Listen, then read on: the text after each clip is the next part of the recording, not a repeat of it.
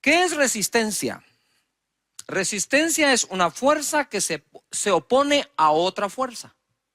Lo voy a repetir. Resistencia es una fuerza que se opone a otra fuerza, de todo tipo, de toda naturaleza. Pero si hablamos de ejercicio, cuando tú estás haciendo pesas, ¿verdad?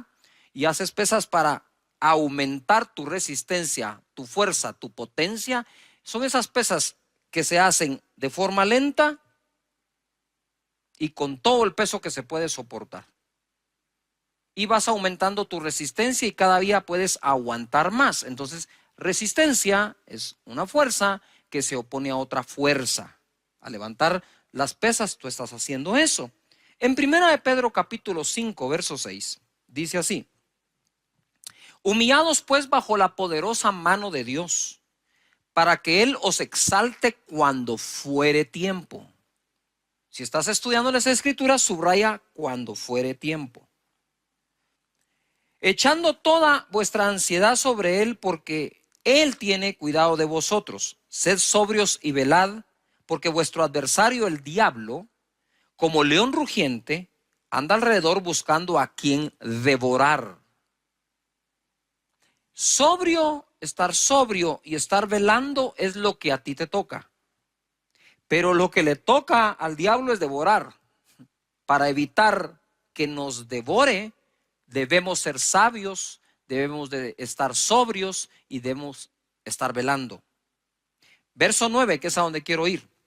Al cual resistencia, firmes en la fe. Quiere decir que lo que nos está recomendando el apóstol Pedro acá es: hey, ustedes tienen una fuerza para resistir esa otra fuerza. Entonces, el león anda, nuestro adversario, alrededor nuestro, viendo a quién devorar usando su fuerza. Pero si dice la escritura, resistidlo estando firme o firmes en la fe, entonces lo que me está diciendo la escritura es: tienes una fuerza para contrarrestar su fuerza.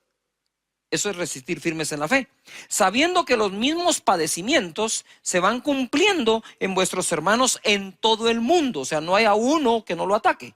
Verso 10. Mas el Dios de toda gracia, que nos llamó a su gloria eterna en Jesucristo. Ojo, después que hayáis padecido, no queda otra, que hayáis padecido un poco de tiempo, Él mismo os perfeccione, afirme, fortalezca y establezca.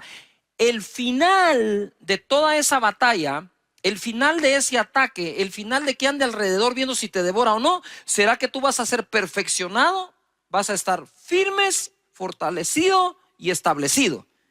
Si nosotros somos capaces, dice, de resistirlo por un tiempo, resistid al diablo y él huirá de vosotros, dice la palabra.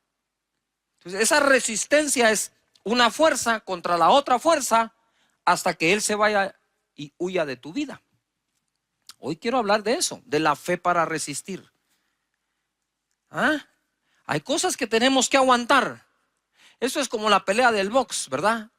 En la pelea de los boxeadores, muchos de ellos cansan a su oponente, deja que lancen golpes y ellos aguantan y resisten y lanzan golpes y lo están resistiendo hasta que ven que ya está debilitado. Entonces contraatacan y chao. Igual aquí dice, tienen que resistir al diablo por un poco de tiempo. Lo que está pasando en el mundo entero va a tomar tiempo salir de allí, pero vamos a tener fe para lograrlo.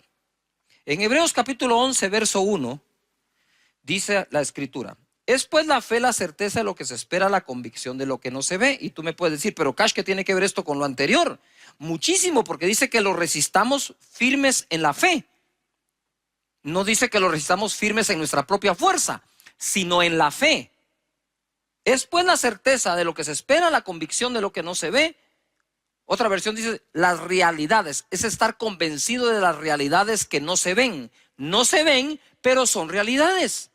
Estamos siendo atacados por las realidades que vemos. Pero debemos resistir confiando y creyendo en las realidades que no vemos. Por la fe se ven. Verso 2. Porque por ella alcanzaron buen testimonio los antiguos. Por la fe entendemos haber sido constituido el universo por la palabra de Dios, de modo que lo que se ve fue hecho de lo que no se veía. Entonces, ojo aquí, pongamos atención. Estamos siendo atacados por las cosas que se ven. Y vamos a estar firmes resistiendo todo eso, creyendo en las realidades que no se ven. Pero ojo, pero pronto de lo que no ves, pero crees, será hecho lo que verás, lo llegarás a ver. Por eso cito la fe. Y hablando de la fe, la Escritura me enseña que por la fe es que los antiguos alcanzaron buen testimonio. Ahora, si nosotros estamos en la era de la fe y de la gracia, pues deberíamos de ser tan exitosos y aún más que aquellos en aquella época, todo lo que lograron, lo lograron por la fe. Aún fueron justificados delante de Dios por medio de la fe. Hebreos capítulo 11, verso 8. Quiero hablar del padre de la fe. Abraham, cuando yo llegue al cielo por la gracia y misericordia de Dios, si me deja entrar, lo primero que voy a hacer, entre otras cosas, es conocer a todos estos que están en Hebreos 11. Y hay que empezar por el padre de esa fe, que es nuestro padre Abraham. Por la fe Abraham, siendo llamado, obedeció para salir al lugar que había de recibir como herencia y salió sin saber a dónde iba. Por la fe habitó como extranjero en la tierra prometida, como en tierra ajena, morando en tiendas con Isaac y Jacob, coherederos de la misma promesa, porque esperaba la ciudad que tiene fundamentos, cuyo arquitecto y constructor es Dios. Por la fe también Sara, siendo estéril, recibió fuerza para concebir y dio a luz aún fuera del tiempo de la edad, porque creyó que era fiel quien lo había prometido. Por lo cual también de uno, y ese ya casi muerto, salieron como las estrellas del cielo en multitud y como la arena innumerable que está a la orilla del mar. Debemos tener una fe para resistir, pero debemos tener una fe para recibir. Son dos cosas diferentes.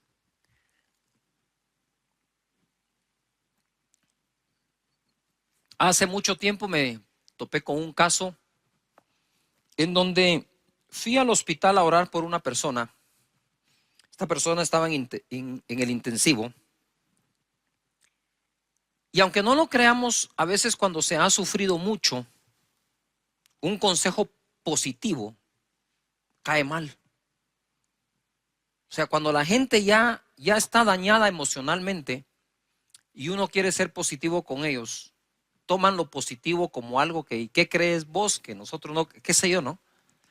Pues yo llegué a ese lugar, estaba en la sala de espera, quería entrar a orar al intensivo por la persona, y saben que esos intensivos van entrando cada cierta hora, muy pocas personas que se les admite o se les da permiso. Yo buscaba el permiso de la familia para poder entrar a orar. Y entonces ellos me dijeron, pero mira, Cash, me dijeron, y nosotros sí tenemos fe. Mira lo que le pasó a mi hija, lo que le pasó a mi hijo, mira cómo estamos. Y me contó todos los problemas de los cuales no habían salido, pero los habían aguantado. Y en ese momento yo recibo un impacto en donde la palabra que oigo aquí adentro es, aquí sí existe fe, me dijo el Señor. Sí existe fe, pero fe para aguantar. Les hace falta la fe para salir o para avanzar. Entonces yo respeté, no dije nada, dije bueno, muchas gracias, nos vemos. Al otro día pude llegar, entré al intensivo, oré por la persona que por cierto bendito Dios sanó. Y justo cuando estábamos orando, estábamos ahí con mi esposa, vienen los demás amigos y familiares, ¿verdad? Porque somos amigos y conocidos. Y en ese momento dije, nos tenemos que ir, ¿verdad? Hay que proteger la fe. Y bendito Dios sanó. Lo que quiero decir con este ejemplo es que muchos de nosotros hemos aprendido a vivir con algunos problemas y hemos desarrollado esa fuerza o esa fe, que no está mal, está buena, para aguantar durante muchísimo tiempo. Pero eso no quiere decir, ni debe implicar en tu vida, que por eso entonces ya no vas a tener la fe para salir de ese problema, sino únicamente la fe para vivir con el problema. Yo entiendo las dos cosas. Hay momentos que tenemos que creer para aguantar, pero no que eso nos robe el creer para salir. Dios te da la fe para aguantar, pero Dios también te da la fe para salir. Abraham salió sin saber a dónde iba. Y la escritura dice, que leímos, que echemos nuestra ansiedad sobre Él para que Él nos exalte cuando sea tiempo. Ustedes saben que la incertidumbre del futuro motiva muchísimo la ansiedad interna en el corazón de nosotros. Y hoy por hoy hay mucha incertidumbre del futuro en la mente de muchísimas personas alrededor del mundo. ¿Qué irá a ser del futuro? ¿Qué irá a ser de la familia? ¿Qué va a ser del negocio? ¿Qué va a ser de la iglesia? Y todos somos atacados por eso, pero tenemos que contraatacar. Es decir, una fuerza que combate esa fuerza, resistencia, por la fe, estando firmes contra todo eso. Porque tu mentalidad no puede desboronarse, tu estructura mental no se puede corroer, contaminar y destruirse. Debemos mantenernos fuertes en nuestros pensamientos a través de las escrituras. Entonces, mira, Abraham cuando sale sin saber a dónde va, pero a todos nosotros nos gusta saber, tener algo de certeza de lo que va a pasar en el futuro. ¿Vos me garantizás que si yo hago esto va a pasar aquello? Eso no es sino la voz de la ansiedad, de la incertidumbre, y quieren estar certeros. Pero Abraham, el padre de la fe, se fue sin saber a dónde iba, pero sabía quién iba con él. O sea, todo viaje mientras Dios te acompañe es bueno. Tú dices, pastor, me quedé sin empleo. No eres el único, son miles. La pregunta es, cuando te quedaste sin empleo, ¿Dios te abandonó y te dejó solo, o Dios te está acompañando en esa época y proveyendo para todo lo que necesites conforme sus riquezas en gloria en Cristo Jesús? Y dice la escritura, mira, ya les voy a hablar de cómo llegaron a tener el hijo con Sara, pero él moraba, dice, en tiendas con Isaac y con Jacob, sin haber alcanzado la tierra todavía. Quiere decir que en el camino tuvo a su hijo, tuvo a su nieto y todavía no tenía lo que le habían prometido.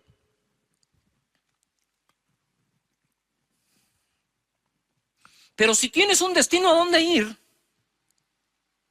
no hay manera de alcanzarlo si paras de caminar. Si paro de caminar y si me detengo, el destino no va a venir a mí. Yo tengo que seguir caminando para alcanzarlo. Sara recibió fuerza para concebir, porque creyó que era fiel quien lo había prometido. Y Abraham, ya casi muerto, de él salió una multitud. Yo escribí esto: hoy muchos tienden a querer asegurar su futuro antes de moverse hacia dicho tiempo. Exigimos demasiado la certeza de cosas antes de tomar decisiones. Sin embargo, el padre de la fe salió sin saber a dónde, confiando en Dios. Habitó junto al hijo y nieto en tiendas, esperando lo que Dios prometió. Y ojo, y no encontrando un sustituto para ello. Él esperaba esa ciudad diseñada por Dios. Y en el camino pudo haber tenido muchas ofertas para sustituir aquello en lo que estaba creyendo. Tú no puedes aceptar sustitutos de la promesa que Dios te ha hecho a ti. Debes continuar estando firme, resistiendo, aguantando, creyendo hasta alcanzar lo que te prometió Dios. Pero muchos en el camino encuentran sustitutos a lo que Dios prometió.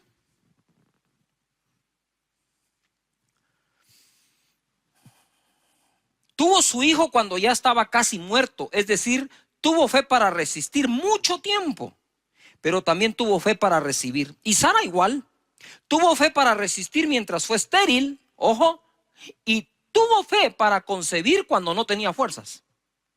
Porque una cosa es que era estéril, pero dice que ella recibió fuerzas para concebir. Son dos cosas distintas. Tenemos necesidad de desarrollar fe para el proceso. Ahora te cuento un poco el proceso. En Romanos capítulo 4 y verso 17. Como está escrito, eso subráyenlo: te he puesto por padre de muchas gentes delante de Dios, a quien creyó, el cual da vida a los muertos y ama las cosas que no son como si fuesen. Este es el proceso. Abraham no se llamaba Abraham, se llamaba Abram. Abram quiere decir el padre es exaltado. Viene Dios y le dice, ya no te llamarás Abram, te voy a poner esta H aquí en medio, te llamarás Abraham, que quiere decir padre de multitudes.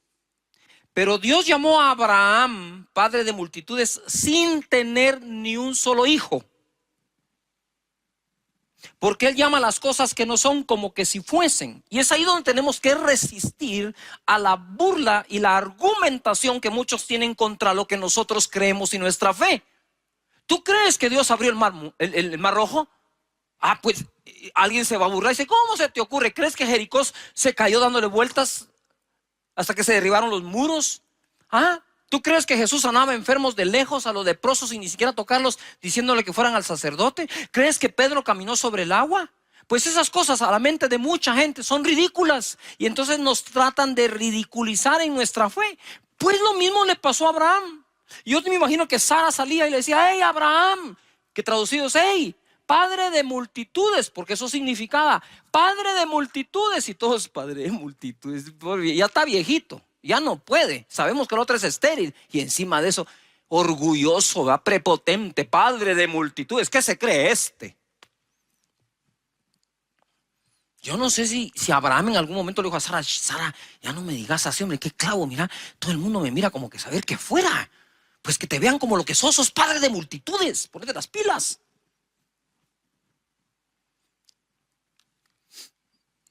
Llama las cosas y lo puso por padre sin tener ni un hijo.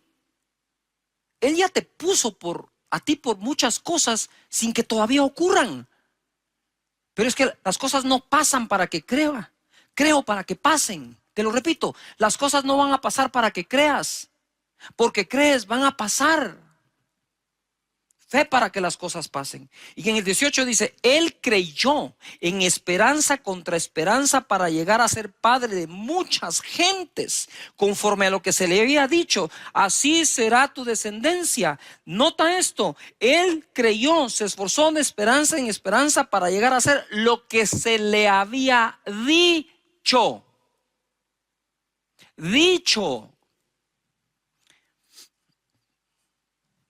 Yo podría decirles, miren mis hermanos, aquí la cosa se va a poner más fea. Espero que aguanten, ¿verdad? Ahí nos vemos en el año 2024, al rato ya salimos. No estamos para eso, las personas que tratamos de buscar a Dios para darte una palabra. Estamos para darte una palabra de fe, que la creas. Entonces él dice que se esforzó de esperanza contra esperanza. Hay una versión que fue escrita de otra forma, dice, él se esforzó de esperanza contra todas las demás esperanzas. No se daba esperanza por el viejito Abraham, pero no necesitaba que nadie se la diera. Él sabía lo que creía y sabía en quién creía. Verso 19, y no se debilitó, yo subrayé la palabra debilitó, en la fe. Eso quiere decir que hay personas que ya se están debilitando en la fe. ¿Cómo? Te voy a enseñar cómo no se debilitó y qué hay que hacer para no debilitarte en la fe. Pongan atención, subrayen, escriban en el chat, no me debilitaré en la fe, no me debilitaré en la fe. ¿Cómo? De esta manera. No se debilitó en la fe al considerar su cuerpo, que estaba como ya muerto o ya como muerto, siendo de casi 100 años. O la esterilidad de la matriz de Sara. Entonces, ¿cómo una persona puede debilitar su fe? Considerando de más, considerando de una manera incorrecta lo que está pasando. Entonces Abraham dice, voy a llegar a ser, lucho contra todas las esperanzas, voy a llegar a ser el padre de multitudes que Dios dijo que ya soy, hasta me cambió el nombre. Ya yo soy un padre de multitudes y todos. ¿Y dónde está el hijo? Ustedes espérense. Tranquilos, de que lo fabrico. Pero si ya tenés 100 años, entonces, ojo a lo que voy a decir con muchísimo respeto. Abraham, a sus 100 años, dice que no consideró su cuerpo como ya muerto. Y se recuerdan que dice, y ya de él que estaba casi muerto, entonces de ahí sacó una multitud. casi muerto en este contexto es, Abraham ya no podía tener relaciones con Sara, no había forma, ni aunque Sara fuera fértil, él no podía tener relaciones con Sara para poder engendrar un hijo y Sara concebirlo. Pero además no consideró a Sara que estaba estéril. Pónganse atención, pongan atención a esto. No consideró ninguna de las dos partes. No consideró lo que le pasaba a él, ni tampoco consideró lo que le pasaba a Sara. Y lo que quiero decirte es, no puedes considerar tú en este momento lo que te pasa a ti y lo que le está pasando al mundo entero, porque eso va a debilitar tu fe. ¡Yuhu! Todo lo contrario, es cierto, sí. Abraham dijo que no, dijo esto no es cierto. Él dijo, no lo voy a considerar de tal manera que el mensaje que reciba es que lo que Dios dijo que iba a pasar es imposible. Claro que es imposible al hombre, pero lo que es imposible al hombre es posible a Dios, dice la Escritura. Entonces vamos a nosotros a leer la Escritura con la manera de pensar que tenemos, o vamos a renovar nuestra manera de pensar por las Escrituras. Pienso de acuerdo a lo que está escrito. Yuhu. Esto está demasiado bueno. No se debilitó al considerar. Entonces, ¿qué hago yo para no debilitarme en la fe? Es no considerar de más todo lo que está ocurriendo. Porque afuera, sí, hay realidades que se ven, pero están escritas para ti realidades que se llegarán a ver. Gloria a Dios. ¿Saben qué? Yo después de predicar este mensaje me voy a sentar a oírme. 20 dice, tampoco. Todos pongan en algún lugar, tampoco. No me debilito y tampoco. Dice, dudó por incredulidad. Es que una vez se debilita la fe, lo que viene es la incredulidad. No se debilitó por incredulidad de la promesa de Dios, sino que se fortaleció en fe, dando gloria a Dios, plenamente convencido. ¡Wow! Esto es una fe para el proceso. De cuando Dios te hable a cuando Dios ocurra, pueden pasar días, semanas, meses, años o generaciones. No vamos a tapar el sol con un dedo. Puede ocurrir. Pero como he dicho yo, si lo que Dios me prometió no se cumple mientras yo estoy vivo, mi mayor herencia va a ser decirle a mis hijos, se va a cumplir mientras tú estés vivo. Y si no se cumple, le vas a decir a mis nietos que se va a cumplir mientras ellos están vivos, porque así fue como Abraham pasó su fe a Isaac y a Jacob.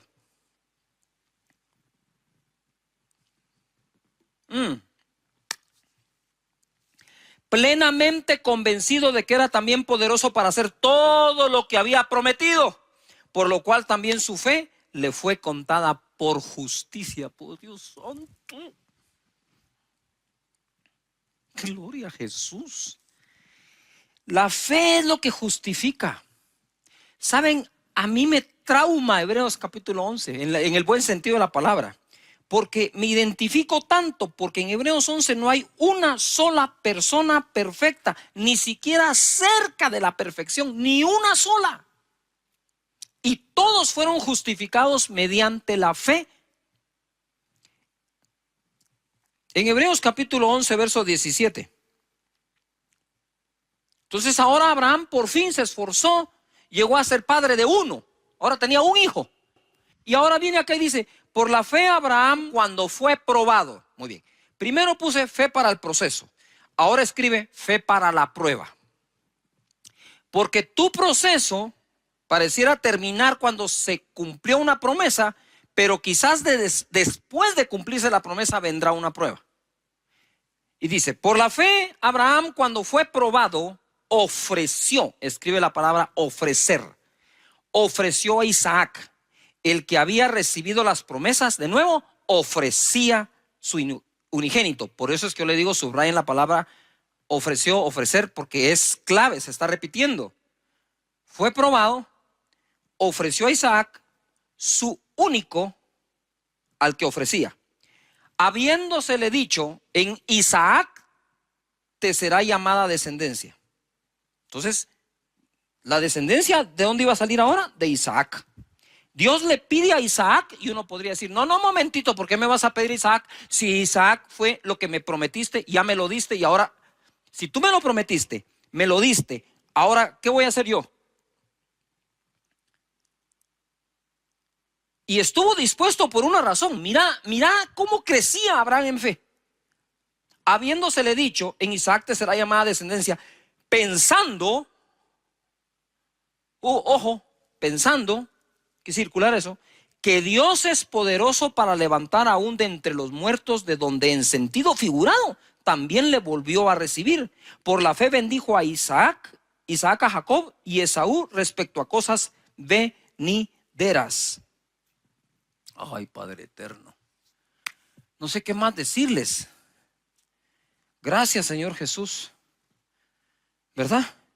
Fe para el proceso, fe para la prueba, fe para volver. Lucas capítulo 22, verso 31. Dijo también el Señor: Simón, Simón, he aquí Satanás os ha pedido para zarandearos como a trigo, pero yo he rogado por ti que tu fe no falte. De nuevo, fe. Y tú, una vez vuelto, confirma a tus hermanos. Lo que quiero decir con esto es que probablemente personas que me están oyendo ahora ya perdieron algo o mucho. Pero quiero decirles que estamos orando para que tu fe no falte y una vez vuelvas, una vez te recuperes, una vez te vuelvas a levantar, sirva lo que pasaste para testificar a los demás y afirmar a tus hermanos, tu familia, tus amigos, tus hermanos en Cristo. Entonces desarrollamos fe para el proceso, fe para la prueba, fe para volver. El colmo de los colmos de la fe es que el escritor de la ley caminó por fe y no por la ley. Te lo voy a leer así rápido porque esto es importante. Hebreos 11:23 dice: por la fe Moisés, cuando nació, fue escondido por sus padres por 3 meses, porque le vieron niño hermoso y no temieron el decreto del rey. Por la fe Moisés, hecho ya grande, rehusó llamarse hijo de la hija de Faraón, escogiendo antes ser maltratado con el pueblo de Dios que gozar de los deleites temporales del pecado, teniendo por mayores riquezas el vituperio de Cristo que los tesoros de los egipcios, porque tenía puesta la mirada en el galardón. Mirada, esta es la clave aquí, mirada. Por la fe dejó a Egipto, no temiendo la ira del rey, porque se sostuvo como viendo al invisible. Paren allí. En el verso 26, quisiera que subrayes o encierres o hagas lo que seas, remarques, mirada. En el verso 27, quiero que subrayes viendo. Él se sostuvo como viendo al invisible. Eso es Dios. ¿Estamos de acuerdo? Pero dice que tenía puesta la mirada en el galardón. Yuju. Mientras mantengas tu mirada en el invisible, mientras te sostengas como viendo al invisible, creyendo que Dios está contigo, no hay nada de malo que pongas tu mirada en un galardón. Yuju. No hay nada de malo que pongas tu mirada en estos tiempos en decir: yo creo que en estos tiempos tan malos mis finanzas se pueden multiplicar. Y la gente dice: deja de ver eso. Sí, pero es que yo me sostengo viendo al invisible. Moisés se sostuvo viendo ¿a quién? Al invisible, pero puso su mirada ¿en dónde? En el galardón. Me encantan esos versos porque rompen con la religiosidad. Tú puedes decir: no, eso no es así. Claro, porque tú estás leyendo de acuerdo a lo que ya pensabas, no estás pensando de acuerdo a lo que estás leyendo. Si pensamos de acuerdo a lo que leemos, no hay nada de malo, ahí está escrito. Y es Moisés, autor de la ley, justificado por la fe. Digo yo: Moisés, ¿qué haces aquí en Hebreos 11? Si tú eres autor de la ley. Sí, pero aunque escribió la ley, solo se puede salvar por la fe. Por la fe celebró la Pascua, dice, y la aspersión de la sangre, para que el que destruía a los primogénitos no los tocase a ellos, y declaramos y creemos que no va a tocar nuestra morada todo esto. Por la fe pasaron el mar Rojo como por tierra seca, e intentando los egipcios hacer lo mismo, fueron ahogados. Es que miren, hay fórmulas que no le van a funcionar sino solo a los que creen en Dios y su palabra. Hebreos 11:32. ¿Y qué más digo? Porque el tiempo me faltaría contando de Gedeón, de Barak, de Sansón, de Jefté, de David. Todos ellos tuvieron fe para aguantar, tuvieron fe para resistir, pero tuvieron fe para triunfar. Gedeón estaba escondiendo en el lagar el trigo, porque los madianitas venían y lo saqueaban, y el pueblo del Señor estuvo seguro en Gosén. Ahí está, en Gosén el pueblo, y está escondiendo el trigo Gedeón. Tuvo fe para aguantar. Pero un día el Señor le va a dar la victoria después de que él viene, se le presenta, Gedeón le ofrenda y entonces le revela la estrategia. Gedeón tenía 32,000 personas y en un solo día le diezmó el ejército, y en otra instrucción de 32,000 personas, Gedeón se quedó con 300. ¿Qué era eso para combatir a los madianitas? Y Dios le dijo: son muchos y no van a glorificar a Dios, se van a gloriar en sus propias fuerzas. Así que le quitó Dios. A veces Dios quita, entre comillas, para poder ser Él glorificado y que tú lo conozcas más, y que para Él no hay nada imposible. ¿Qué ocurre acá? Se queda con 300 y termina venciendo a los madianitas, donde los mismos ellos mismos se confunden entre ellos y se matan a espada entre ellos. No tuvo que hacer nada más Gedeón que obedecer a Dios. Es impresionante cómo alguien puede tener fe para aguantar y a veces le falta fe para salir. Tienen fe para resistir y les falta fe para triunfar. Te repito de nuevo ahora, el boxeador puede hacer que su enemigo se canse dándole golpes, aguantando los golpes, y una vez agotado el enemigo, contraataca. Resistamos, dice, en la fe, fuerza que combate otra fuerza. Gedeón empezó a poner excusas: no, yo soy pobre, el menor de mis hermanos. Pues si dice la Biblia que todo el pueblo empobrecía, no había nada extraordinario en que lo fuera también. Pero Dios los sacó de pobre a conquistar la tierra de Madián. Fe para triunfar. Y en Hebreos capítulo 11, porque es lo que estuvimos leyendo, verso 4, se registra la primera obra de fe que la humanidad hizo.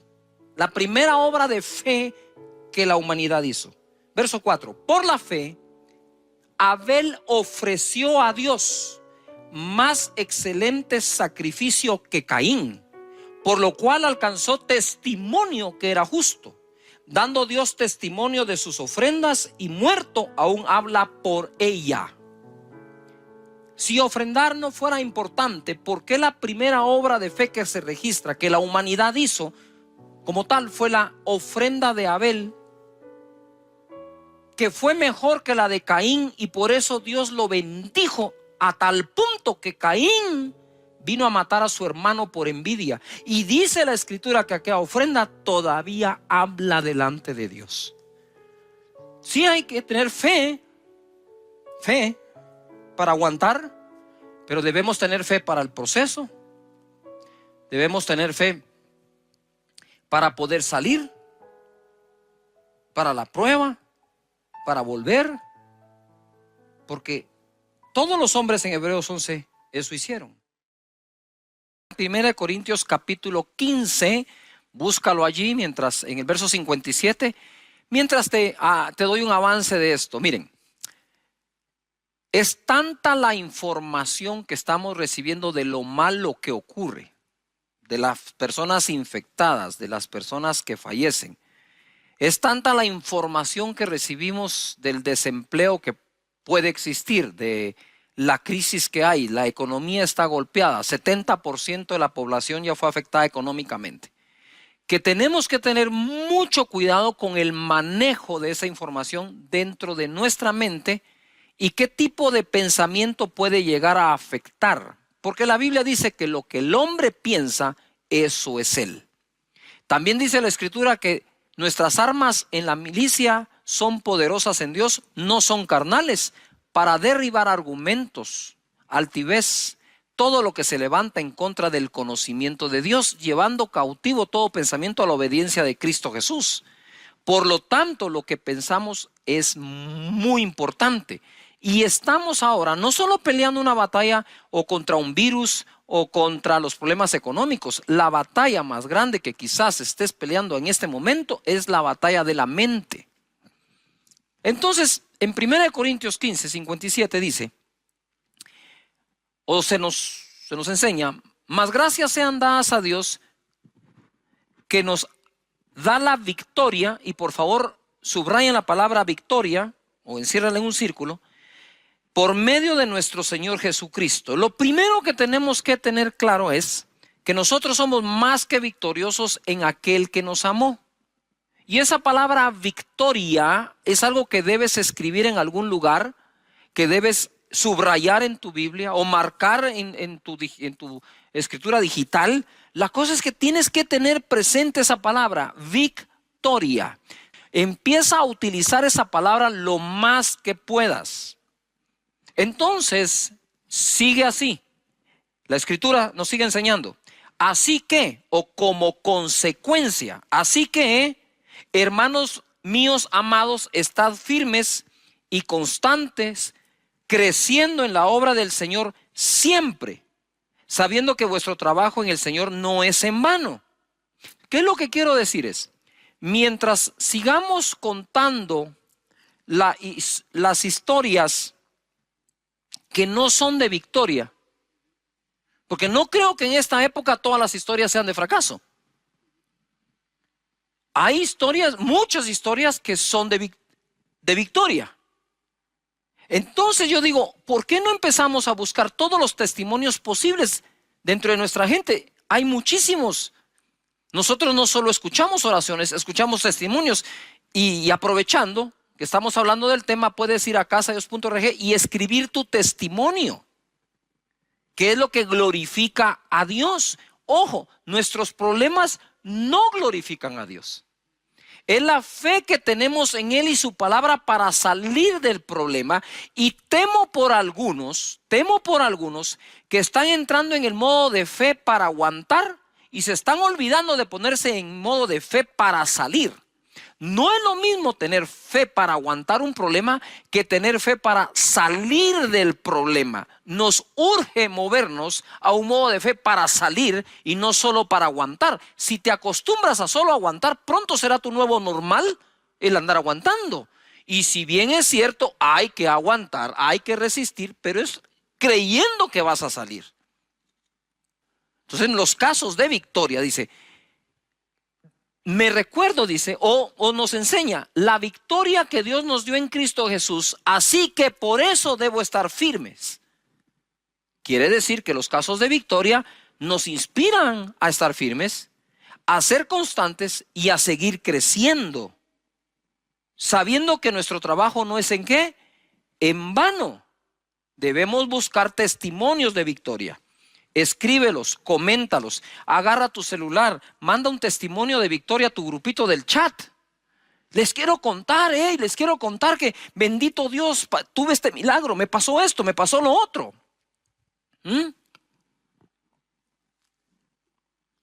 No solo es oren por mí, me quedé desempleado. Es escribir, bendito Dios, ya tengo el empleo. Bendito Dios, ya se abrió la empresa. Bendito Dios, ya sanó el enfermo.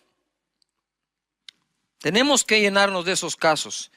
La segunda cosa que quiero mencionar acá es que en la vida debemos tener ganas de ganar, no solo ganas de participar. Mira lo que dice Pablo en 1 Corintios 9:24. ¿No sabéis que los que corren en el estadio, todos a la verdad corren, todos corren, pero solo uno lleva el premio? Corred de tal manera que lo obtengáis. Ojo en esto, lo decía hace unos días. Qué importante es distinguir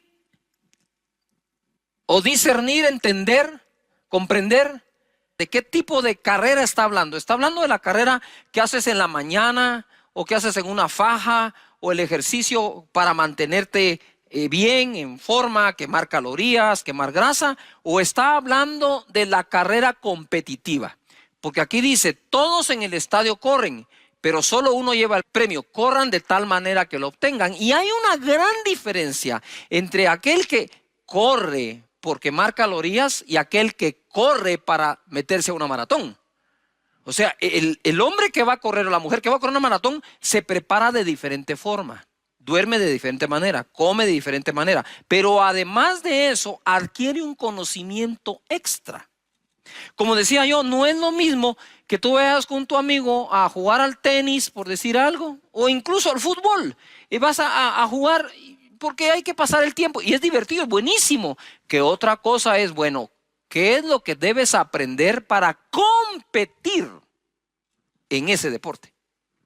Entonces Pablo nos está exhortando a que no hagamos las cosas como de, nada más como de rutina, sino como que fuera competencia. Es decir, si vas a correr, dice, tenés que comprender algo.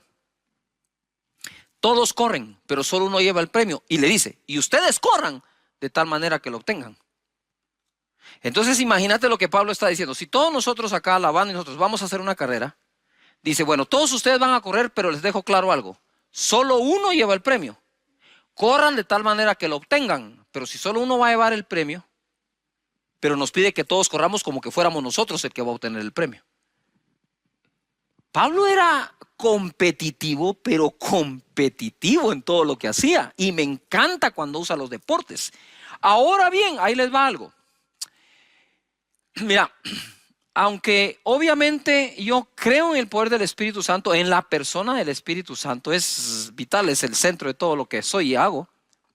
Ustedes se recuerdan que al principio del año, muchísima gente empezó a hablar de la visión 2020. Entonces, como es el año 2020, hay que tener visión 2020 y todo se iba por ahí, ¿verdad? Yo lo respeté mucho y me quedé, pero ahora orando, intercediendo, recibí un 2020 muy bueno.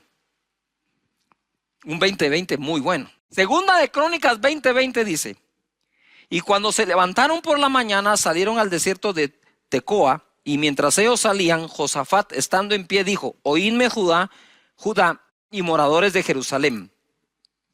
Subrayen lo que viene. Creed en Jehová vuestro Dios y estaréis ¿qué? Seguros. Segunda de Crónicas 20:20. Creed en Jehová vuestro Dios y estaréis seguros. Creed a sus profetas y seréis ¿qué? Prosperados. Cuando yo leo esto, recibo un impacto y digo, Padre, oro porque el segunda de Crónicas 20:20, sea por ti enormemente bendecido, que la gente esté en ti segura, que le crean a tus profetas y sean bendecidos y prosperados. Quiero hacer una pausa acá. ¿Cuántos que están en casa conectados quieren junto con este su servidor creer? Vamos a ver la mano de Dios moviéndose de forma poderosa, sobrenatural, bendiciendo las vidas, bendiciendo los cuerpos con salud, bendiciendo la economía de cada persona. Mis hermanos, puede estar pasando muchas cosas en el mundo, pero tú tienes que comprender que tú crees en Dios y sus escrituras. Así que voy a hacer una pausa para orar en esto y seguimos con la enseñanza. Padre, en el nombre de Jesús, te doy gracias por cada persona, individuo y familia. Y te pido, Señor, de verdad, de todo corazón, que la segunda parte de este año mejore enormemente para cada persona que en ti confía. Y aunque alrededor nuestro puedan haber muy malas y muchas noticias de ese tipo, vamos a creer en las buenas tuyas, Señor. En el nombre de Jesús, amén. Amén. Bueno, entonces tenemos necesidad de estar pensando y creyendo en la victoria que Cristo nos dio. Estamos creyéndole a Dios por un tiempo mejor. Y ahora quiero hablarles dentro de este tema, de algo que es importante desarrollar en el carácter nuestro. Mira, Yo no creo haber dejado de ser pastor de jóvenes, pero cuando oficialmente eso era lo que hacía como tal, yo me di cuenta de algo.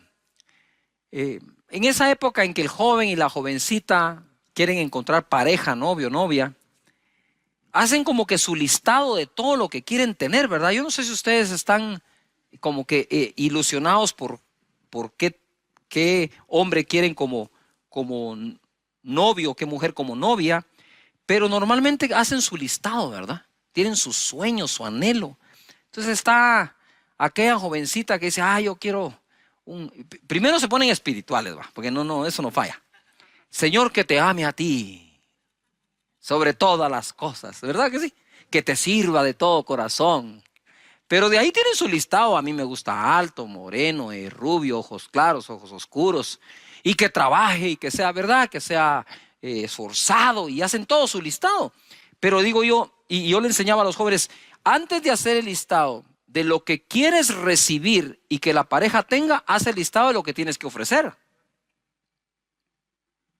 Y ojo. Y les digo esto en son de broma, pero a la vez en serio, porque había una jovencita que, Cash, mira, estoy orando por mi novio, seguramente Dios tiene mi pareja y yo quiero que sea trabajador y que tenga una maestría. Le digo, mira, discúlpame, le digo yo, pero a mí en tu casa me han contado que no te está yendo bien en los estudios. Eso sí, tenés el listado de lo que querés, de lo que demandás, pero no has hecho el listado de lo que ofreces. Y así nos pasa en todos lados. La gente está buscando un trabajo y lo primero que hacen es, bueno, ¿cuánto paga? ¿A qué hora entro? ¿A qué hora salgo? ¿Cuál es el día libre? ¿Qué ofreces? Y esta época no está para andar demandando mucho, está para incrementar nuestra oferta. Para eso tenemos que agregar valor a nuestra vida, valor a nuestro conocimiento para tener algo mejor que ofrecer. Porque si hay una crisis de empleo, no te puedes dar el lujo de no incrementar aquello que tengas o puedas ofrecer. En 2 de Reyes capítulo 4 verso 1 dice, una mujer de las mujeres de los hijos de los profetas clamó a Eliseo diciendo, tu siervo, mi marido, ha muerto. Y tú sabes que tu siervo era temeroso de Jehová y ha venido el acreedor para tomarse 2 hijos míos por siervos o esclavos. Y Eliseo le dijo, ¿qué te haré yo? Declárame qué tienes en casa. Y ella dijo, tu sierva ninguna cosa tiene en casa, sino una vasija de aceite.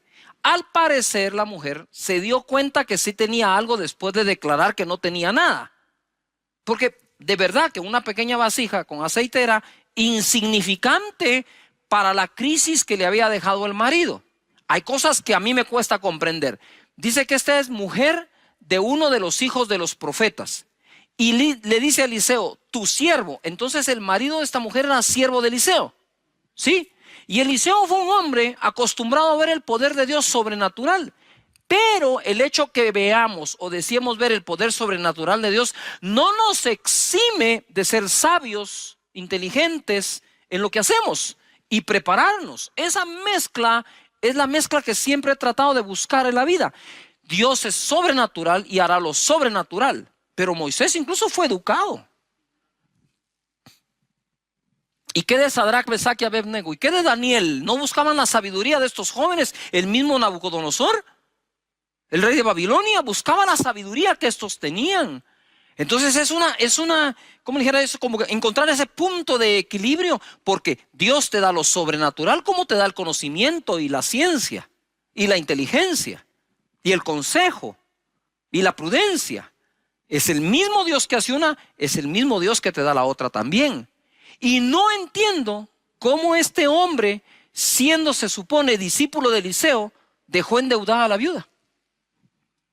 Me cuesta entenderlo, muchísimo. Pero, ¿verdad? ¿Por qué cuesta entenderlo?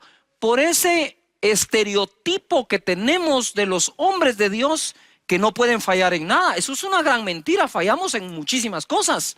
Somos vulnerables igual que todos, cometemos errores igual que todos, ¿verdad? Entonces este hombre quizás cometió ese error de dejar endeudada a la viuda y ahora venía un problema mayor. tenía que pagar la deuda entregando a sus hijos como esclavos. ¿Qué madre quiere eso? Nada, imagínate. Quedas viuda y encima de eso endeudada. No hay con qué pagar la deuda. Te piden a los hijos como garantía. Y ahora lo que tienes es una vasija con aceite. Decime si no se parece a las situaciones que estamos viviendo hoy. Quiero decirte que el luto que la humanidad está viviendo hoy no se trata solo de un ser querido que pudo haber fallecido. El luto se suman muchos, la pérdida del trabajo, la pérdida de una oportunidad que justo era en ese momento cuando todo empezó. Hay muchas cosas pasando y por eso le decía, la batalla mental es muy fuerte y tenemos que pelearla llenando nuestra mente de palabra de Dios, de escrituras, de promesas de Dios, de confianza en Él. Verso 3. El profeta le dijo, ve y pide para ti vasijas prestadas en todos tus vecinos. Vasijas vacías, no pocas, le dijo. Entra luego y enciérrate tú y tus hijos y echa en todas las vasijas y cuando una esté llena, ponla aparte. Le dio hasta un método para hacerlo. Y se fue la mujer y cerró la puerta, encerrándose ella y sus hijos. Y ellos le traían las vasijas y ella echaba el aceite. Cuando las vasijas estuvieron llenas, dijo a uno de sus hijos, tráeme aún otras vasijas. Él le dijo, no hay más vasijas. Entonces cesó el aceite. Vino ella luego y le contó al varón de Dios, y el cual dijo, ve y vende el aceite y paga a tus acreedores, y tú y tus hijos vivid de lo que quede. ¿Ya se dieron cuenta ustedes la combinación entre lo sobrenatural que ocurrió? Eliseo le dijo, ¿sabes qué? Toma esa vasija, pide prestadas vasijas vacías de todos tus vecinos, no pocas sino muchas, y empieza a llenar. Cada vez que termines de llenar una vasija, ponla aparte.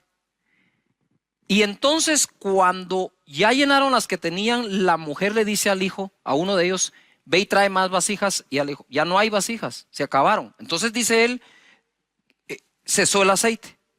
Y viene el profeta y le dice, bueno, ahora vende todas. Eso es una instrucción. ¿Qué es lo que a la gente no le gusta? A la gente le gusta, el milagrote, pero las instrucciones ya no. Y es ahí donde la cosa ya no funciona. Entonces la instrucción es, vende las vasijas, paga la deuda y con lo que quede, vive tú y tus hijos. Pero ¿qué hace la gente hoy? Todo lo contrario, ¿verdad? Toman para vivir como quieren y a ver si queda para pagar la deuda. Totalmente al revés de lo que el profeta dice. Ahora entendemos lo que hace un rato dije. Crean los profetas y serán ¿qué? Prosperados. ¿A quién le creyó aquella mujer? Al profeta Eliseo. ¿Y qué ocurrió? Ocurrió el milagro. Pagó la deuda y le quedó para vivir. Hay que ser sabios en el manejo del presupuesto. Hay que ser sabios en el manejo del presupuesto. Todo el tiempo debemos serlo. Ahora ojo acá. Me impresiona que el marido de aquella mujer no pudo hacer en vida por ella lo que Dios hizo habiendo quedado viuda usando solo una vasija de aceite. Lo que no pudo hacer el marido, lo hizo Dios. Mira, quizás tú ya encontraste muchas razones para fracasar. Así que más te vale encontrar una para triunfar. ¿Quieres que lo repita? Quizás ya encontraste muchas razones para fracasar, pero más te vale buscar una para triunfar. Aquella mujer estaba desamparada y en una situación difícil. No acomodes tu fe a lo que está pasando. Que lo que está pasando se empiece a acomodar a tu fe, a lo que le crees a Dios. Salmo 46:1 dice, Dios es nuestro amparo y fortaleza, nuestro pronto auxilio en la tribulación o en las tribulaciones. Por tanto, no temeremos aunque la tierra sea removida y se traspasen los montes al corazón del mar. No temeremos, dice, aunque la tierra entera sea removida y los montes se tiren al mar, ¿Por qué? Porque Dios es nuestro amparo y nuestra fortaleza, nuestro pronto auxilio en las tribulaciones. ¿Qué significa la palabra amparo? Significa proteger o favorecer a algo o a alguien que lo necesita. Él es nuestro amparo. Él es nuestra fortaleza. Él es nuestro socorro en las tribulaciones. ¿Quién socorrió a aquella mujer? Fue Dios. ¿Quién amparó a aquella mujer? Fue Dios. ¿Cómo es posible que teniendo aún al marido en vida, no lograron nunca pagar las deudas y ahora que estaba sola, sí las pagó? ¿Qué pudo haber fallado si el marido de ella era uno de los hijos de los profetas? ¿Qué pudo haber fallado allí? ¿Ah? ¿Será que siendo uno no logró confiar en Dios? ¿Será que estando vivo él no confió en la palabra de Eliseo si alguna vez se la dio? Pero ¿por qué la mujer pudo y el marido no? Simple y sencillamente porque ante una situación tan dura, ella fue directo a la fuente, a Dios, y de Dios recibió la estrategia. Padre, en el nombre de Jesús, revela estrategias a cada familia, a cada persona. La situación de aquella mujer era terrible, pero Dios es más grande que tu situación. Salmo 91:1 dice: el que habita al abrigo del Altísimo morará bajo la sombra del Omnipotente. Diré yo a Jehová, esperanza mía y castillo mío, mi Dios, en quien confiaré. Date cuenta, el que habita al abrigo del Altísimo morará bajo la sombra del Omnipotente. Diré yo, lo repito, diré yo. ¿Qué tú tienes que decir? Diré yo, Jehová, esperanza mía y castillo mío, mi Dios, en quien confiaré. El desamparo puede llevarnos a la tristeza y la depresión, pero también puede llevarnos a buscar a Dios como nunca antes y ser amparados por Él y terminar orando bajo su omnipotencia, y nada nos será imposible. Ojo, lo mismo que deforma a las personas, forma a otras personas. Aquella mujer, al quedar desamparada debido a la muerte de su cónyuge, tuvo un encuentro con la omnipotencia de Dios. No digamos con el Dios de la omnipotencia. Y notar esto. Personas, por ejemplo, cuando lo rechazan, de verdad se vuelven personas resentidas, malas, haters. Pero otros, cuando han sido rechazados, se vuelven empáticos, aman al prójimo, y lo mismo que deformó a uno es lo mismísimo que formó al otro. Hijos que que vimos disuelto el hogar de nuestros padres, nos convertimos en personas de bien, y otros, por menos de eso, se convirtieron en personas de mal.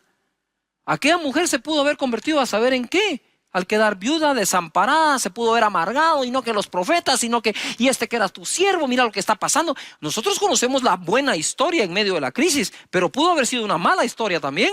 Eso va a depender de la reacción que tú tengas ante todo lo que está pasando a tu alrededor. Lo que ofrecemos ensancha nuestro camino. Proverbios 18:15 dice: el corazón del entendido adquiere sabiduría, y el oído de los sabios busca la ciencia. La dádiva del hombre le ensancha el camino y le lleva delante de los grandes. Adquiere sabiduría y ciencia, dice. Mas la dádiva, ¿qué es lo que dice? La dádiva del hombre le ensancha el camino. En Proverbios 3:16, ¿qué es lo que debes adquirir? Proverbios 3:16 dice: largura de días está en su mano derecha, en su izquierda riquezas y honra. El contexto es: bienaventurado el hombre que adquiere sabiduría y obtiene inteligencia, porque entonces tendrá largura de día en su mano derecha, riquezas y honra en la mano izquierda. Y como me dijo un amigo mío, este proverbio a mí me dice que Dios quiere que llegue a viejito de forma honrosa y bendecido.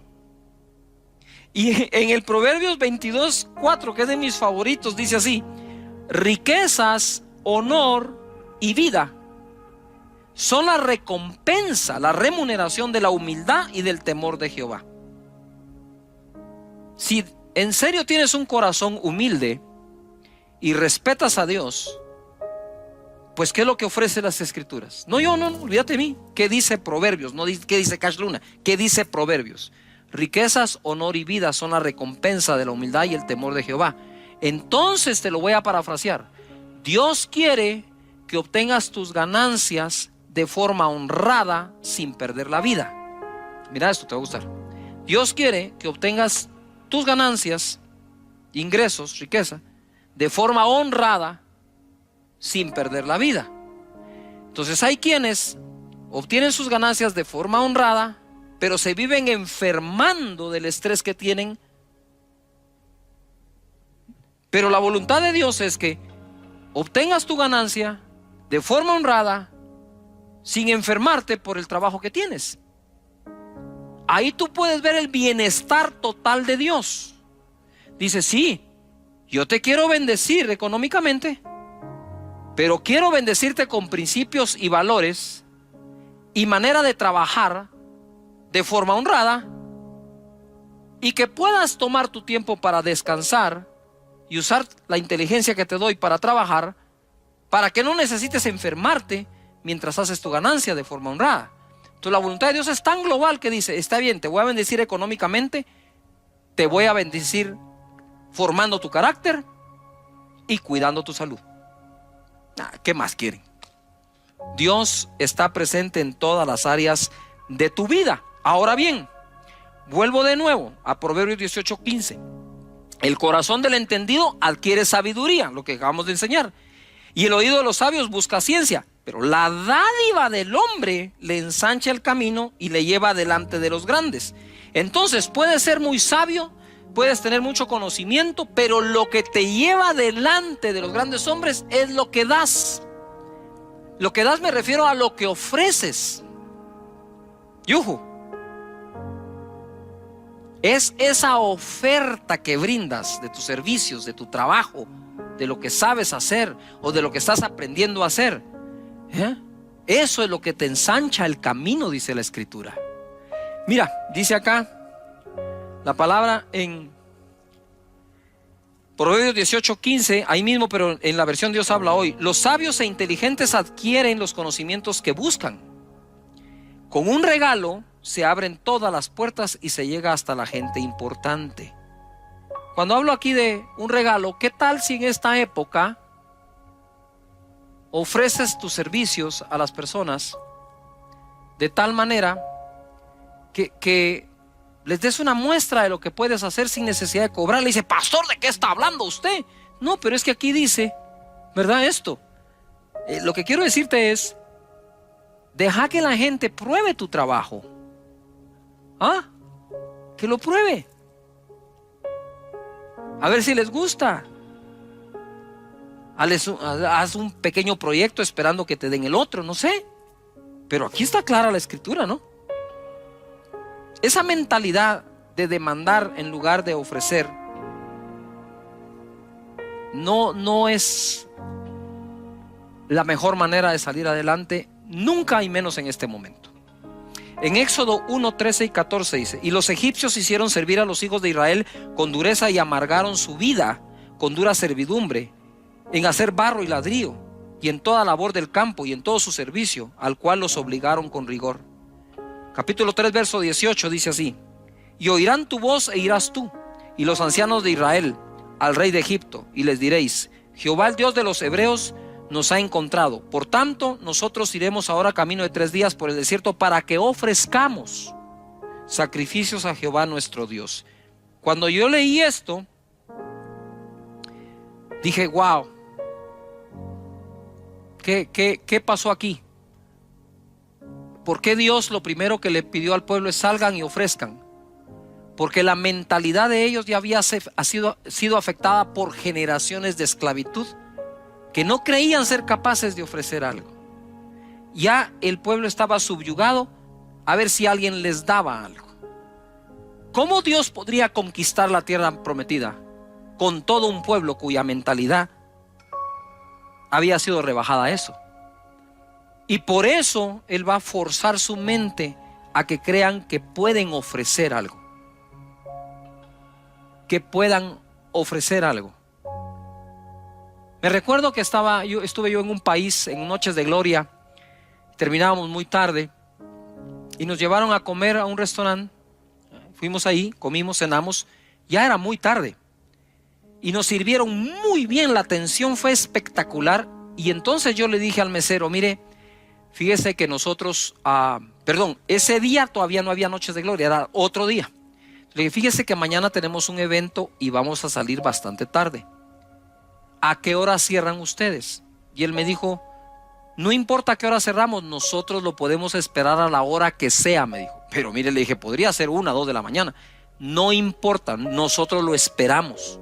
Wow, dije yo. Efectivamente, dije, qué actitud más buena. Fuimos a comer al otro día, muy tarde, y el mesero con una actitud impresionante. Entonces yo pensé, este hombre debe ser el dueño.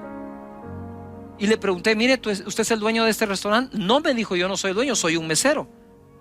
¿Y por qué se queda tan tarde? Mire, me dijo, es que si tiene tiempo le cuento la historia así breve. Me dijo: yo fui un empresario, gané mucho dinero, vino la crisis, vino la espiral, todo se vino abajo.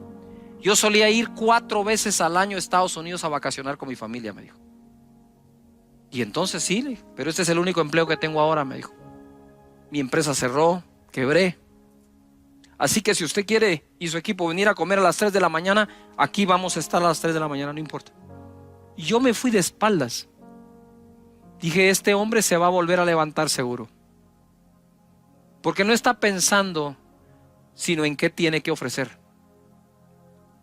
Yo quisiera orar hoy por todos ustedes para que Dios les bendiga en su vida física, salud, familiar, como esa viuda. Pero que no crean que están desamparados, porque están amparados por Dios. Y que Dios bendiga tu iniciativa, tu trabajo de tus manos, y salgas adelante. Y que te dé ideas para tener algo que ofrecer. ¿Les parece que oremos? Padre, en el nombre de Jesús, muchas gracias por la vida. Gracias por las oportunidades y los ejemplos que en las Escrituras encontramos, como esta viuda. Señor, que sepamos que tú eres el amparo nuestro y el amparo de todos. Señor, en el nombre de Jesús, te pido para que exista paz en el corazón y en la mente de las personas. En el nombre poderoso de Jesucristo, muchas gracias. De que dieron la mía extra, o aquellos siervos que hicieron solo lo que se les pidió, son llamados siervos inútiles. Para ser siervos útiles, hacemos más de lo que nos piden, ¿verdad? Esa es la enseñanza de Jesús, tanto a los líderes como a seguidores, como a todas las personas. Debemos aprender este principio para todos nosotros. Luego de eso vimos cómo fue promovido David. David no fue promovido por lo que el papá le ordenó hacer, lo hizo, fue al campamento de sus hermanos que estaban en batalla contra Goliat. Él llevó unos quesos, unos panes y regresó con prendas de sus hermanos para decirle a su padre que ellos estaban bien. Pero fue promovido porque él mató a Goliat, que nadie se lo pidió, él mismo se ofreció a hacerlo. Y de tal manera que cada uno de ellos fue recibiendo la promoción porque hizo más allá de lo que se les pidió. Entonces ahora quiero, habiendo resumido un poco esto, continuar ese mensaje que dimos. En Génesis capítulo 22, verso 8, ustedes se recordarán que tuvimos o tenemos la historia de Abraham cuando Dios le pide a su hijo y va a subir el monte para sacrificarlo. Entonces ahora ya me voy yo a ese momento en que sube con su hijo Isaac. Y respondió Abraham, porque le dice Isaac: ¿y dónde está el cordero o lo que vamos a sacrificar? No lo veo por ningún lado. Y entonces Abraham le contesta: Dios se proveerá de cordero para el holocausto, hijo mío. E iban juntos. ¿Tú te imaginas para Abraham subir el monte y contestarle al hijo: Dios se proveerá cordero para el sacrificio, tú tranquilo, hijo mío. Y el hijo no sabía lo que le podía esperar. En el verso 9, cuando llegaron al lugar que Dios le había dicho, edificó allí Abraham un altar y compuso la leña y ató a Isaac su hijo y lo puso en el altar sobre la peña. Y extendió Abraham su mano y tomó el cuchillo para degollar a su hijo. 11. Entonces el ángel de Jehová le dio voces desde el cielo y le dijo: Abraham, Abraham. Y él respondió: heme aquí. Y dijo: no extiendas tu mano sobre el muchacho ni le hagas nada, porque ya conozco que temes a Dios, por cuanto no me rehusaste tu hijo, tu único. Entonces alzó Abraham sus ojos y miró, y he aquí en sus espaldas un carnero trabado en un zarzal por sus cuernos. Y Abraham fue y tomó el carnero y lo ofreció en holocausto en lugar de su hijo. O sea, sustituyó al hijo por un carnero, cosa que Dios no le pidió. Dios no le pidió el carnero, que quede claro. Esto ya es de la voluntad de Abraham, más allá de la obediencia de Abraham. Y llamó a Abraham el nombre de aquel lugar: Jehová proveerá. Por tanto se dice hoy, en el monte de Jehová será ¿qué? Provisto. Y llamó el ángel de Jehová a Abraham por segunda vez desde el cielo. ¿Se recuerdan que la palabra Jehová Jireh, Jehová proveerá? Ese nombre fue mencionado por Abraham hacia Dios ese día. Y de ahí todo, sí, Jehová Jireh, Jehová Jireh. Y a veces no sabemos de dónde viene. Viene de esto. En el verso 16 le dice el ángel: por mí mismo he jurado. Anota esa palabra, jurado. Ponme, jurado. Por mí mismo he jurado, dice Jehová, que por cuanto has hecho esto, que fue sacrificar el carnero, y no me rehusaste tu hijo, tu único hijo, el cual Dios le pidió, de cierto te bendeciré y multiplicaré tu descendencia como las estrellas del cielo y como la arena que está a la orilla del mar, y tu descendencia poseerá las puertas de sus enemigos. Le he puesto por título la enseñanza de hoy: el día que Dios juró. Él dice que nosotros no podemos jurar, simple y sencillamente porque, ¿por qué podemos jurar? Sin embargo, Dios, no encontrando otro mayor que Él por quien jurar, juró por sí mismo. Mira, una cosa es cuando Dios nos habla y nos hace una promesa, otra es cuando la jura. Sabemos que aunque no lo jure, Él las va a cumplir, porque Dios no miente. Pero entonces, ¿por qué jura? Dice que el juramento se pone para el final de toda discusión, como para decir: mira, te estoy pidiendo que me creas y por lo tanto te lo voy a jurar. Eso lo hace Dios. Nosotros los hombres, dice Él, no juréis, pero Él sí lo hace. Ahora, aquí quiero que noten algo que es bien importante. En Hebreos capítulo 6, verso 13, el escritor de Hebreos va a citar este mismo hecho, este acontecimiento. Pero para que quede claro a qué se refiere con que te bendeciré, porque eso es muy amplio. O sea, Dios te bendiga, eso es muy amplio. No sé si me explico. Otra cosa es, por ejemplo, cuando le dijeron a María: y bendito sea el fruto de tu vientre. Entonces, cuando Hebreos, o el escritor de Hebreos, va a citar esto, dice de esta manera, o lo escribe de esta forma. En el verso 6 del capítulo, en el verso 13 del capítulo 6. Porque cuando Dios hizo la promesa a Abraham, no pudiendo jurar por otro mayor, juró por sí mismo, diciendo: de cierto te bendeciré ¿con qué? Abundancia, y te multiplicaré grandemente. Este escritor, para dejarnos claro a qué se refería cuando dice te bendeciré, él dice te bendeciré con abundancia. Yo quiero pedirles un favor a todos. En esta época que estamos viviendo, ya hay gente que se autoabandonó.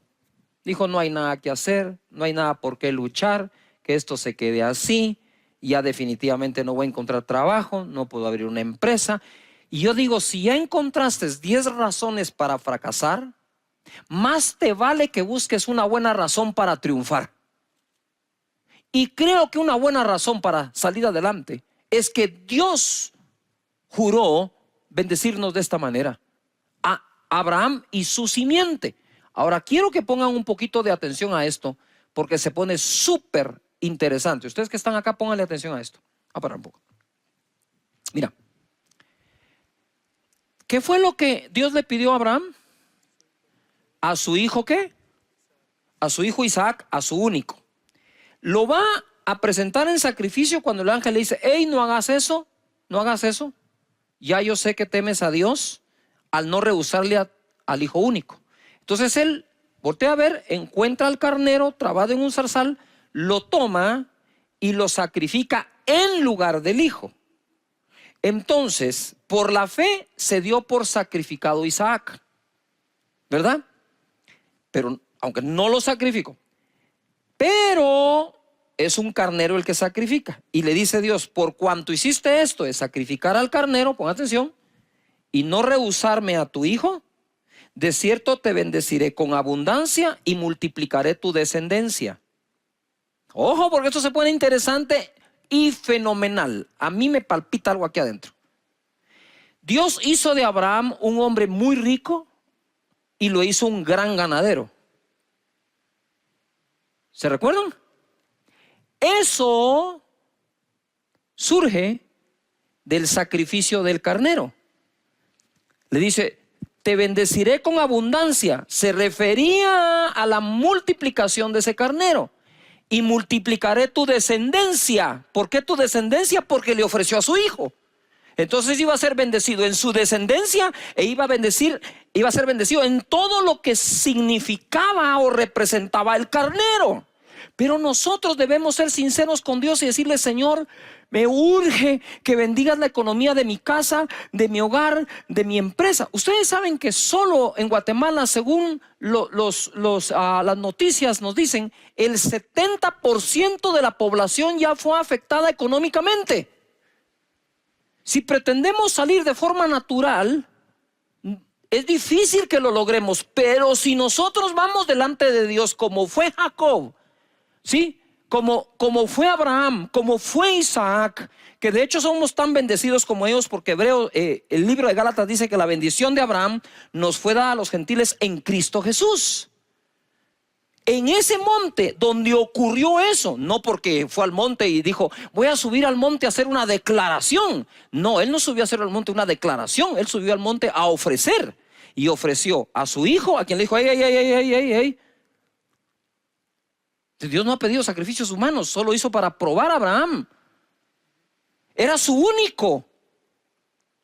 Y al ponerlo ahí, Dios le dijo, voy a multiplicar tu descendencia por cuanto no me negaste al hijo. Y te voy a bendecir con abundancia por cuanto sacrificaste el carnero. Las dos cosas, el carnero eran el trabajo, el negocio, digamos, al que Abraham se dedicaba. Y el hijo su descendencia. Dios bendiga nuestra descendencia y bendiga nuestro trabajo. Así que escríbelo. Dios bendice mi descendencia. Dios bendice el fruto de mi trabajo. Escríbelo allí. ¿Esto está bueno o no?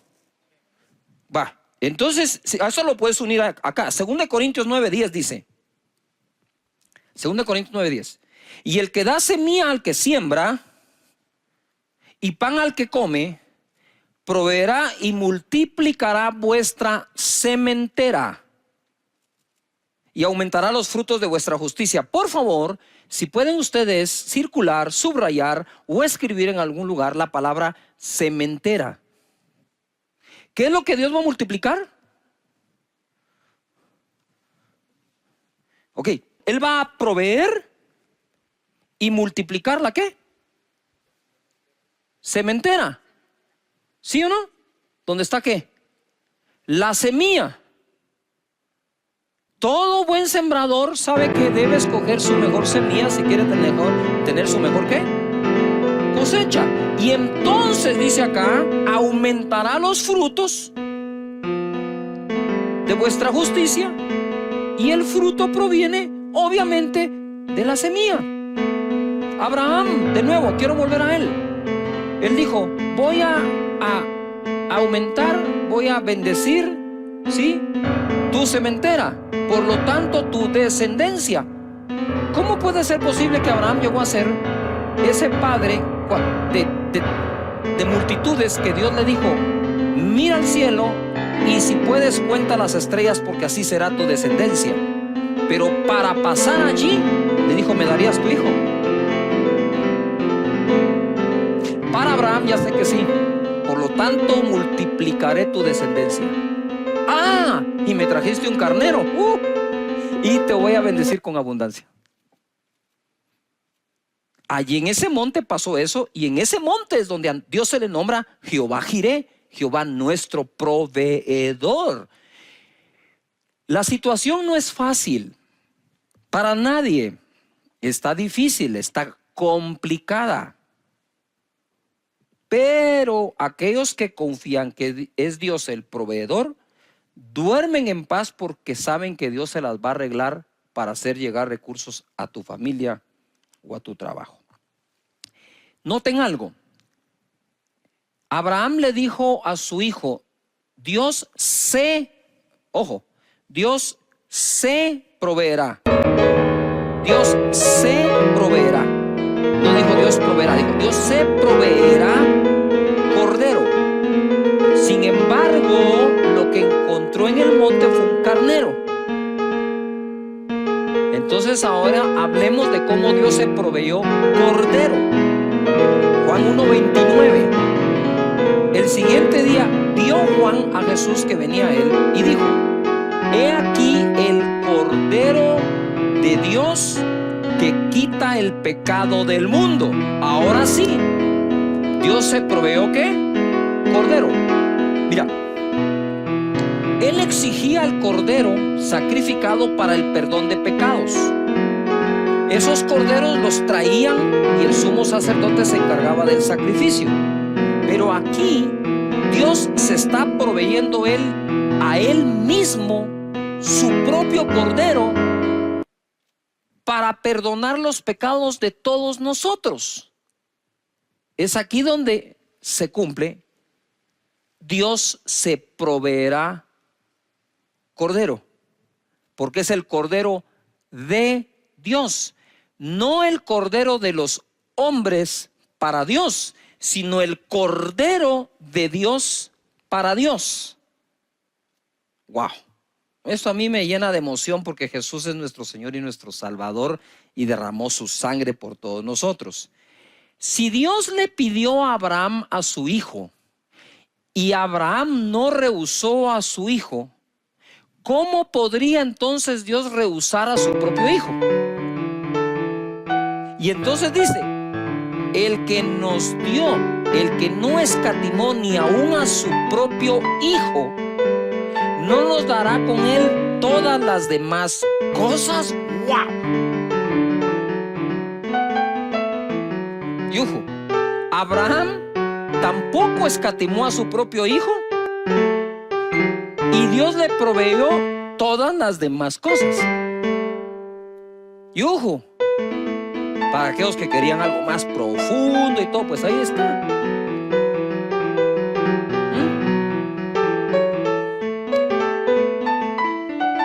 Es impresionante lo que ocurre con Jesús, Cordero sacrificado. Efesios 5:1. Ahora sí, agárrense de la silla donde quiera que estén. Esto se va a poner de mejor todavía. Efesios 5:1 dice, sed pues imitadores de Dios como hijos amados, y andad en amor como también Cristo nos amó. Subrayen amó, amar. Como también Cristo nos amó y se entregó a sí mismo por nosotros. Cordero de Dios. Lo que viene, por favor, subráyalo, porque esto te va a quitar algunas cosas que en la mente quizás te han puesto personas que sin leer tan solo dan opiniones. Subraya lo que viene, creo que va a ser muy edificante para tu vida. Él se entregó a sí mismo por nosotros, ofrenda ¿Qué palabra está ahí? Ofrenda. Estoy hablando de Jesús. Sacrificio a Dios en olor fragante. Entonces, ese sacrificio que Jesús hizo en la cruz fue la ofrenda de Jesús para con su Padre. El equivalente a lo que Abraham iba a hacer con Isaac. Dios no lo dejó, dijo, si no me rehusó su hijo Abraham, viene Dios y no nos rehúsa a su propio hijo. Mira, una cosa es creer en el sacrificio que Jesús hizo, y otra cosa es ver el amor de Dios de haberlo entregado por nosotros. Si hay algo que el ser humano no aguanta, es ver a sus hijos sufrir. Yo quisiera que nos pusiéramos a pensar por un momento qué vivió, qué sintió, por qué pasó Dios Padre cuando vio a su hijo en la cruz del Calvario. Es que nosotros, como leemos el verso y lo hablamos, hoy estaba yo orando al Señor y le decía, Padre, yo quiero orar a ti. Y cuando oro normalmente uso los versículos porque me amparo en lo que está escrito para que mi oración sea más eficiente o más eficaz delante de Dios. La oración eficaz del justo puede mucho. Entonces le digo, antes de empezar a hablarte, Señor, yo sé que cito tu palabra cuando oro, pero no la quiero citar como que te estuviera predicando, ya, sino la quiero citar como aquel que la está creyendo, que te estoy creyendo a ti. Y mientras leía este verso decía, Señor, ¿qué pudo haber sentido el Padre de ver a su hijo en la cruz del Calvario? Espérame, porque el que lo dio, de tal manera amó Dios al mundo que dio a su hijo. El que lo dio fue el Padre. No sé si me logro explicar. Jesús en la cruz del Calvario, que puso su vida voluntariamente, nadie me la quita, yo la pongo para volverla a tomar, dijo, fue entregado por el Padre.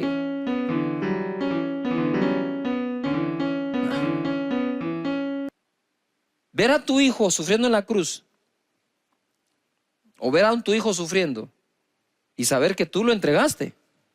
No estoy hablando que tú lo traicionaste, ese fue Judas. Eso es otra cosa. Estoy hablando de la entrega de darlo al mundo por nosotros. Eso debe haber sido no quiero ni imaginar lo que vivió Dios. Claro, él sabía que si Abraham creía que al entregar a su hijo Dios era capaz de devolvérselo de entre los muertos, ¿cómo no lo habría de creer el Padre de Jesús, sabiendo que sí habría de resucitar? Pero aunque vaya a resucitar, no podés obviar y quitar de en medio su sacrificio y su sufrimiento. Ahora quiero que comprendas esto. Dice Efesios que Él se entregó a sí mismo como ofrenda en olor fragante, un sacrificio acepto a Dios. En otras palabras, ¿qué fue Jesús en la cruz? La ofrenda que Dios mismo se proveyó. Yo digo, Padre, pero si nosotros podemos ofrendarte, ¿por qué te tenías que proveer tu propia ofrenda? Y ahora tiene sentido cuando Él dice, Él da semilla al que siembra. Él es el que la da. Él es el que la provee. No le damos a Dios nunca nada que Dios no nos haya dado antes. Si le vamos a dar algo a Dios es porque Él ya lo dio a nosotros. Mira lo que dice Filipenses capítulo 4 verso 15. Y sabéis también vosotros, oh filipenses, que al principio de la predicación del Evangelio, cuando partí de Macedonia, ninguna iglesia participó conmigo. Ninguna iglesia participó conmigo en razón de dar y recibir, sino vosotros solos. No podemos esperar que todos comprendan esto, porque el mismo Pablo dijo, ninguna participó conmigo, solo una. Solo una tenía ese entendimiento en aquel entonces, los filipenses. Y no es que busque dádivas, sino que busco fruto que abunde en vuestra cuenta. Pero todo lo he recibido y tengo abundancia, estoy lleno, habiendo recibido de Epafrodito lo que enviasteis, olor fragante, sacrificio acepto, agradable a Dios. El mismo calificativo que le dio al sacrificio de Jesús en la cruz, sacrificio agradable a Dios en olor fragante, es el mismo calificativo que le da a nuestras ofrendas.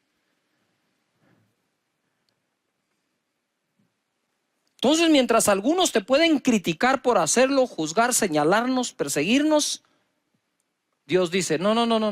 Eso es sacrificio agradable a mí en olor fragante. Lo que enviasteis. Y cuando dice enviar, como que estamos en esa época, ¿no? De buscar la manera de enviar la ofrenda.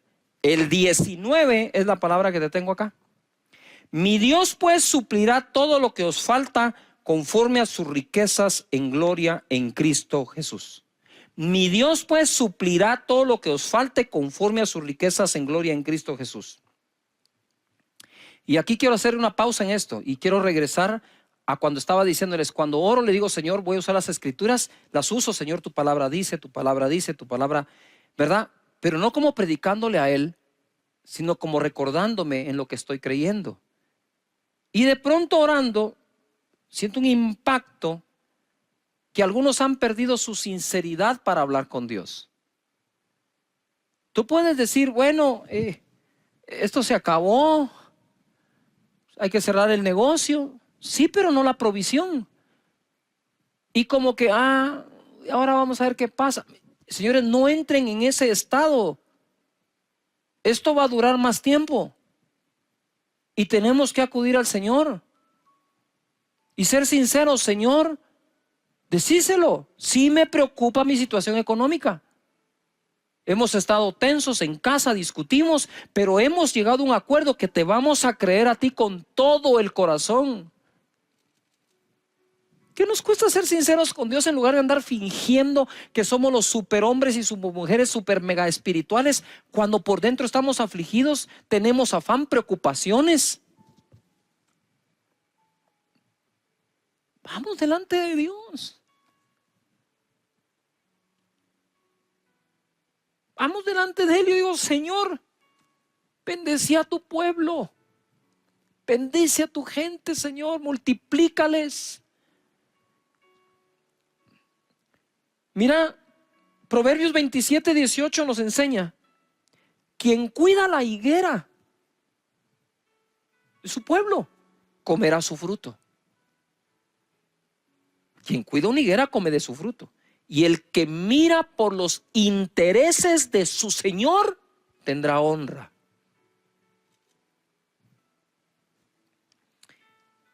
Y quiero irme a esta historia porque vimos cómo Jacob combatió al espíritu de Labán que le bajaba el salario y lo dejaba sin nada y reinventó su manera de procrear a los carneros, a las cabras y las ovejas, y Dios bendijo la reinvención y así pudo combatir a Labán.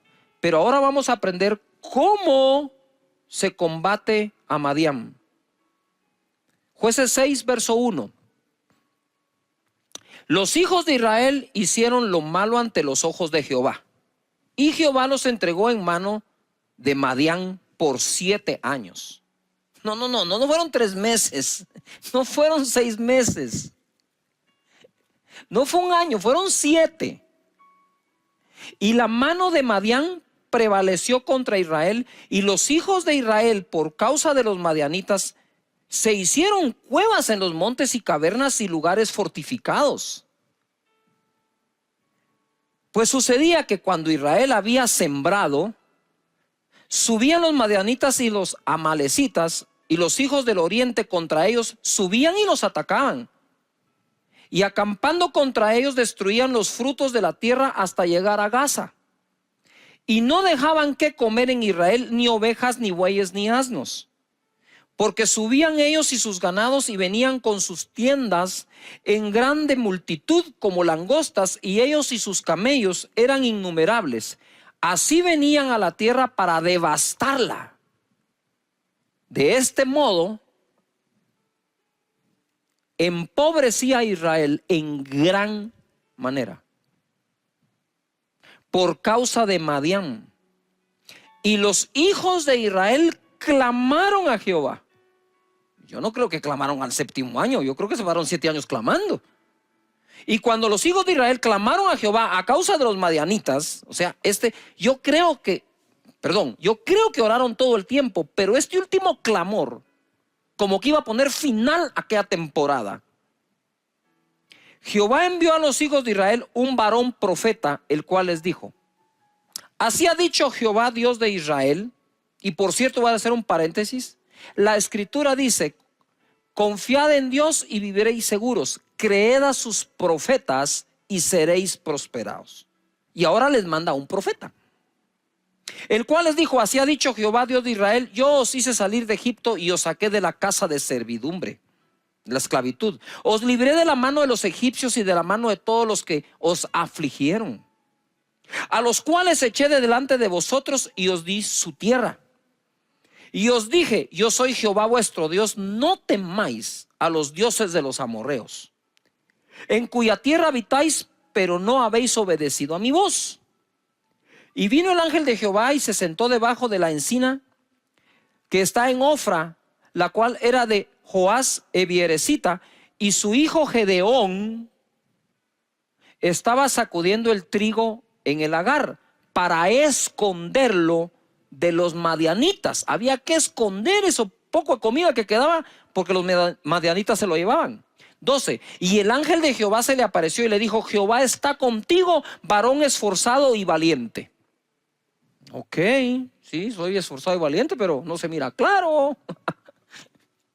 Y Gedeón le respondió: Señor mío, si Jehová está con nosotros, ¿verdad? Yo le hubiera dicho: y además tú decís que soy varón esforzado y valiente, ¿por qué nos ha sobrevenido todo esto? ¿No creen ustedes que nosotros también tenemos esa duda? A veces, ¿por qué nos viene esto? ¿Cómo saldremos de esto? ¿Y dónde están todas sus maravillas que nuestros padres nos han contado, diciendo: no nos sacó Jehová de Egipto? Si eso es pasado, pero ahora nos interesa el futuro, porfa. Y ahora Jehová nos ha desamparado y nos ha entregado en manos de los madianitas, que conste porque él les dijo la razón. 14. Y mirándole Jehová, no le habló. Una cosa es hablarle a alguien, otra cosa es quedársele viendo para hablarle. Cuando tú te le quedas viendo a alguien para hablarle, le estás diciendo: poneme toda tu atención, te voy a hablar. Y mirándole Jehová le dijo: ve con esta tu fuerza. ¿Cuál? ¿La esforzado y valiente? ¿O la fuerza de que adentro de su corazón permanecía que él creía que Dios era capaz de sacarlos? Pero ¿y dónde está todo lo que nos han contado? Ya van 7 años de esto. Y le dice: ve con esa tu fuerza y salvarás a Israel de la mano de los madianitas. ¿No te envío yo? Entonces le respondió: Señor mío, ¿con qué salvaré yo a Israel? ¿Con qué? ¿Con qué salvaré yo a Israel? Ojo, he aquí mi familia es pobre en Manasés,